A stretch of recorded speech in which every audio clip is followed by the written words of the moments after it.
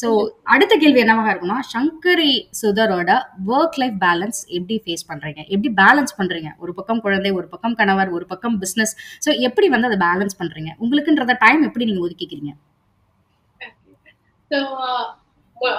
உண்மையா சொல்லணும் அப்படின்னா, அதாவது ரொம்ப வெளிப்படையா வந்துட்டு நான் சொல்லணும் அப்படின்னா, எல்லா விஷயத்தையும் வந்துட்டு பெர்ஃபெக்ட்டா அப்படி 100% வந்து செய்ய முடியுமா அப்படின்னா ஆக்சுவலா செய்ய முடியாது. நான் வந்து பெர்ஃபெக்ட்டா வேலை செய்யணும், பெர்ஃபெக்ட்டா வீட்டு வேலையும் செய்யணும், பெர்ஃபெக்ட்டா ஒரு ஹஸ்பண்டுக்கு ஒய்ஃபாவும் இருக்கணும், அதே மாதிரி ஒரு பெர்ஃபெக்ட் மதராவும் இருக்க ட்ரை பண்ணோம்னா நாம அப்படியே burning the candles from both the ends ன்னு சொல்லுவாங்க. அதாவது ரெண்டு பக்கமும் கேண்டில் எரியிற மாதிரி நம்ம வந்து போயிடுவோம். ஸோ ஃபர்ஸ்ட் விஷயம் என்னன்னா, it's okay to seek help. எங்கெல்லாம் தேவைப்படுதோ அங்கெல்லாம் ஹெல்ப் எடுத்துக்கலாம். எங்கெல்லாம் தேவைப்படுதோ அங்கெல்லாம் டெலிகேட் பண்ணலாம். நான் என்ன பண்ணேன் அப்படின்னா, என்னோட வீட்டுல இருக்கக்கூடிய வேலைகள், அதாவது நான் பண்ணாதான் அந்த வேலை முடியும்னு இல்லை அப்படிங்கிற வேலைகள் எல்லாத்தையும் நான் டெலிகேட் பண்ண ஆரம்பிச்சேன். ஓகே, ஸோ வந்துட்டு ஹவுஸ் ஹெல்ப்புக்கு நம்ம வந்து கொஞ்சம் இன்வெஸ்ட் பண்ணலாம். அதே மாதிரி பாத்தீங்கன்னா ஒர்க் ஆரம்பிச்ச உடனே என்ன ஆகும்னா, எப்பயுமே அந்த ஒர்க்ல தான் கான்சென்ட்ரேஷன் இருக்கும்.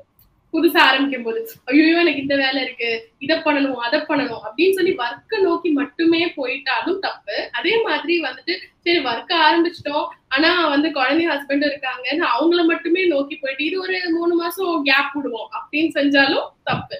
ஸோ ஒரு பேலன்ஸ் வந்து நான் எப்படி ஸ்ட்ரைக் பண்றேன் அப்படின்னா, எப்படி என்னோட work hours, my work hours is between 10 to 7. இந்த 10 to 7ல வந்து என்னோட மேக்சிமம் என்ன வேலையோ அது எல்லாத்தையும் நான் முடிச்சிருவேன்.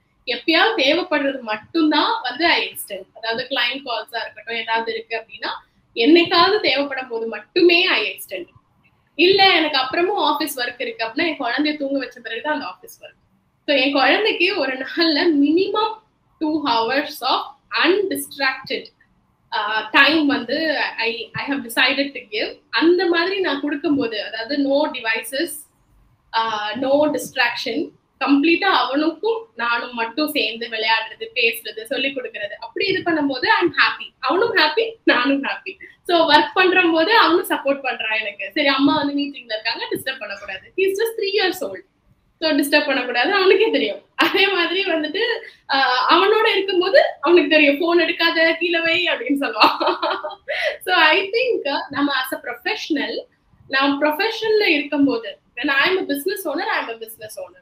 அதுல வந்து I shouldn't compromise. The same way when I am a mother, I am a mother. So we have to define and prioritize our task so that we can give எங்கெங்க தேவைப்படுதோ அந்தந்த அளவுக்கு கொடுக்கணும்.